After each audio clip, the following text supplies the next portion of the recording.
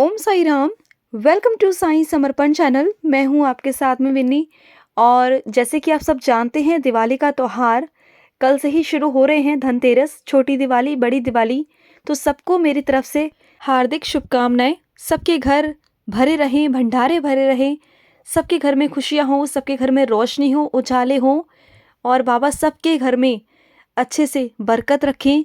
और ऐसा कोई भी घर ना हो जिसके घर पर अंधेरा हो, सबके घर पे रोशनी हो, सबके चेहरे पर मुस्कान हो, कोई भी उदास या मायूस ना रहे। ये त्योहार सबके लिए खुशियाँ लेकर आए। और आज मैं एक बहुत इम्पॉर्टेंट टॉपिक लेकर आई हूँ, बहुत इम्पॉर्टेंट है, जिस पर हम चर्चा करेंगे कि जिस तरीके से आप सभी जानते हो ये त्यौहार सब एक साथ आते हैं, ठीक है। और त्यौहार शुरू हो जाते हैं दशहरे से ही। दशहरे से यानी कि बाबा के समाधि दिवस से ही त्यौहार शुरू हो जाते हैं और ये त्यौहार लगे रहते हैं। लेकिन आज जो मैं टॉपिक पर वीडियो बना रही हूँ, ये टॉपिक है धनतेरस का और छोटी दिवाली का। छोटी दिवाली को नरक चतुर्दशी भी कहते हैं। तो आप सभी जानते होंगे कि दिवाली के दिन कैसे क्या पूजा की जाती है। सबके अपने अलग अलग ढंग हैं पूजा करने के। तो दिवाली का तो सबको पता ही होता है। सब अपने घर के रीति रिवाजों और परंपरा के हिसाब से दिवाली की पूजा करते हैं। लेकिन जो धनतेरस होती है और जो छोटी दिवाली होती है, जिसे नरक चतुर्थी कहते हैं, मैं आज उसके बारे में विशेष चर्चा करने आई हूँ कि इस दिन कैसे पूजा की जाती है ईश्वर की।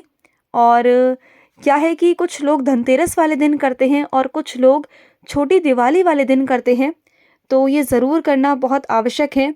जो नहीं करते हैं वो ज़रूर करें, इस बार ज़रूर करें, ये मेरी सभी से रिक्वेस्ट है। आज मैं बात करने आई हूँ यम के दीपक की। यम यानी कि यमराज जी, हमारे देवता, हमारे भगवान, जो मृत्यु के देवता कहा जाता है जिन्हें। तो उनकी पूजा भी करना बहुत बहुत आवश्यक है और वो इन्हीं त्योहारों पर की जाती है, उन्हें प्रसन्न करने के लिए, ठीक है। तो आप सब ने उन्हें प्रसन्न करना है, उनके आगे दीपक जलाना है। और इसका क्या विधि विधान है ये मैं आपको बताऊंगी कि किस तरीके से आपको क्या करना है। तो चलिए स्टार्ट करते हैं कि आपको कब और कैसे ये दीपक जलाना चाहिए, कहाँ जलाना चाहिए और किस त्योहार पर जलाना चाहिए। तो चलिए शुरुआत करते हैं। आपने क्या करना है, चाहे तो आप धनतेरस वाले दिन या आप जो छोटी दिवाली होती है जिसे नरक चतुर्थी कहते हैं उस दिन भी आप कर सकते हैं। आपने क्या करना है, एक लकड़ी की चौकी लेनी है। कोई भी पटरा आपके घर में हो वो आप ले लीजिए। और उसके बाद उस स्थान को अच्छे से पवित्र करना होता है, क्योंकि अगर हम जो भी भगवान का काम करते हैं उसे पहले हम स्वच्छ करते हैं उस जगह को। तो पहले उस जगह को स्वच्छ कर लीजिए। जो भी झाड़ू पोछा जो भी है उसे अच्छे से क्लीन कर कर वहाँ पर एक पटरा रखिए जो कि लकड़ी का होता है। और उसके बाद आपने क्या करना है, उस लकड़ी की चौकी को भी स्वच्छ करना है, उस स्थान को भी स्वच्छ करना है। अब आप बोलोगे किस चीज़ से करना है, तो पहला गंगा जल। गंगा जल सभी के घर में होता है, आप गंगा जल से कर सकते हैं। आपके पास में बाबा का स्नान जल होगा, आप बाबा के स्नान जल से कर सकते हो, या आप जो गोबर होता है गोबर से भी कर सकते हो। तो पहले आपको स्वच्छ करना है।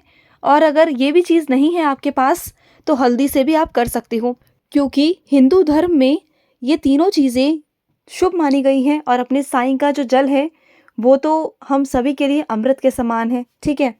तो आप सभी का, इन सभी में से किसी भी चीज़ का, एक का भी, किसी का भी लेप कर सकते हो उस जगह पर, वो जगह स्वच्छ हो जाएगी। उसके बाद आपने क्या करना है, उस पर सूखे आटे से स्वास्तिक बनाना है। स्वास्तिक यानी कि गणेश जी को पहले विराजित करना है। हम जब भी किसी भी मंगल कार्य की शुरुआत करते हैं तो पहले गणेश जी को स्थापित करते हैं। और जहाँ पर हम गणेश जी की मूर्ति नहीं रख सकते वहाँ पर हम स्वास्तिक बनाते हैं। तो आपको आटे से स्वास्तिक बनाना है उस पवित्र स्थान पर, ठीक है। फिर आपने क्या करना है, आपको एक दीपक बनाना है, या आप आटे का बनाइए और वो भी 4 मुखी होना चाहिए। 4 मुखी आटे का दीपक आपको बनाना है। या अगर आप नहीं बना सकते हैं तो आपको क्या करना है, आपको बाज़ार से ख़रीद के जो मिट्टी का दीपक होता है ना, वो लेके आना है। और अगर आटे का बना रहे हैं तो आटा भी स्वच्छ होना चाहिए। ये नहीं कि आपने जो रोटी बनाते हैं वही आटा आपने यूज़ कर लिया, नहीं। आपने अलग से थोड़ा सा आटा लेना है, उसे गूँधना है और उसका 4 मुखी वाला दीपक आपने बनाना है, ठीक है। आप दोनों में से कुछ भी कर सकते हो। और उसके बाद आपने क्या करना है, 4 वाली बाती बनानी है, 4 लौ वाली बाती आपने बनानी है, उसमें रखनी है और उसके अंदर डालनी है कौड़ी। 1 कौड़ी आपने डालनी है और उसके बाद आप दीपक में डालेंगे तेल। तेल 2 ही होने चाहिए, तिल का या सरसों का। इन दोनों तेलों में से एक तेल होना ज़रूरी है। आप घी का दीपक नहीं जला सकते, तेल का ही दीपक जलाया जाता है। आपने तेल डालना है इसके अंदर, ठीक है? और तेल डालने के बाद आपने क्या करना है, जो पटरा होगा आपको पहले उसके ऊपर ना गेहूँ या चावल रखने हैं और आपको इतना गेहूँ या चावल रखने हैं कि जिससे कि एक परिवार का या किसी एक व्यक्ति का पेट भर सके, या वो गेहूँ हो या वो चावल हो। 2 कटोरी तो कम से कम हो, चाहे वो गेहूँ हो या चावल हो। फिर आपने वहाँ पर बिछाने हैं पूरे पटरे के ऊपर। उसी चावल या गेहूँ के ऊपर आपने वो चौमुखी दीपक जो है वो रखना है। फिर आपने क्या करना है, आपने उस दीपक को प्रज्वलित करना है, जलाना है और आपने दीपक जलाते जलाते मंत्र का जाप करना है। ओम धर्म राजाय नमः, ओम धर्म राजाय नमः, ओम धर्म राजाय नमः। आपने इस तरीके से जाप करना है। उसके बाद आपने दीपक प्रज्वलित कर देना है और फिर आपको पूजा में फूल, चंदन, मिठाई, रोली ये सब चढ़ाना है आपने। और इस दिन आपको खीर बनानी बहुत ज़रूरी होती है। आपको जब ये यमराज की पूजा आप करेंगे तो खीर ज़रूर बनाएंगे और जो भी आप मीठा आप बनाना चाहते हैं वो भी आप बना सकते हो, लेकिन खीर शुभ मानी जाती है। और आप दीपक को खीर या मिठाई जो भी है उसका भोग लगा सकते हैं, यानी कि दिखा सकते हैं, बस थोड़ा थोड़ा सा हल्का सा लगा दीजिए, ठीक है? और फिर आपने क्या करना है, आपके परिवार में जितने भी लोग हैं सबको नंगे पाँव परिक्रमा करनी है उस दीपक के चारों तरफ। और जो भी इंसान जो व्यक्ति आपके परिवार के हैं जो भी परिक्रमा करेंगे सब एक एक सिक्का उस दीपक में डालेंगे, जो बहुत ज़रूरी है, ना एक कम ना एक ज़्यादा, सिर्फ एक का सिक्का आपने डालना बहुत ज़रूरी है, एक सिक्का ज़रूर डालेंगे। और जब आप सब परिक्रमा कर लेंगे उसके बाद आपने क्या करना है, उस दीपक को उठाकर वहाँ से आपके घर के मुख्य द्वार पर रख देना है। और आपके मुख्य द्वार पे रखने के बाद वो आपने कहाँ रखना है, आपने रखना है दाहिने ओर। जो आपका घर है उसके दाहिने ओर, यानी कि दाहिने दिशा की तरफ रखना है, राइट हैंड की साइड। और अगर आपको नहीं समझ आ रहा तो आप दक्षिण मुखी की तरफ भी रख सकते हैं, ये बहुत शुभ माना जाता है। अगर आप दक्षिण मुखी की तरफ भी रखते हैं तो ये भी सही है, और नहीं तो आप दाहिनी ओर भी रख सकते हैं।